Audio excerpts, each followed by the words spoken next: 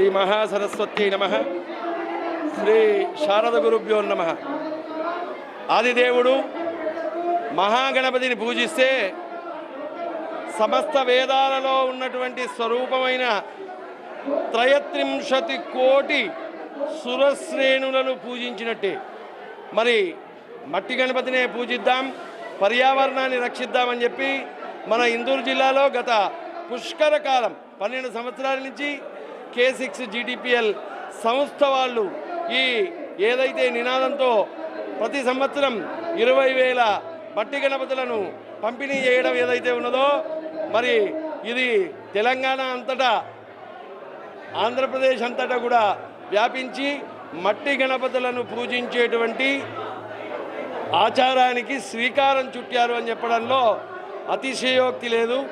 మరి మట్టి గణపతిని ఎందుకు పూజించాలి? ఎవరో ఏం చెప్పారు, శాస్త్రం ఏం చెప్తున్నది అంటే, శివతత్వానికి సంబంధించినటువంటి మట్టిని తీసుకొచ్చి జలతత్వానికి సంబంధించినటువంటి గణపతిని ఆకారం సిద్ధం చేసి ఆ గణపతిని చతుర్థి పూజన ప్రీతాయ నమః. కలియుగంలో చతుర్థి రోజు అంటే భాద్రపద శుక్ల చవితి రోజు, చతుర్థి రోజు ఎవరైతే ఈ పూజ చేస్తారో, మట్టి వినాయకునికి పూజ చేస్తారో, సమస్త విఘ్నాలు తొలగి సర్వ కార్యాలు వారికి సిద్ధిస్తాయని చెప్పి శాస్త్రం, పురాణాలు, వేదాలు చెప్పడం జరుగుతున్నది.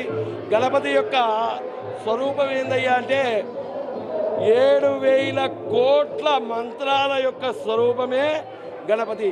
గణపతిని పూజిద్దాం, మట్టి గణపతిని పూజిద్దాం, పర్యావరణాన్ని రక్షిద్దాం. For more videos like this, subscribe Big TV channel.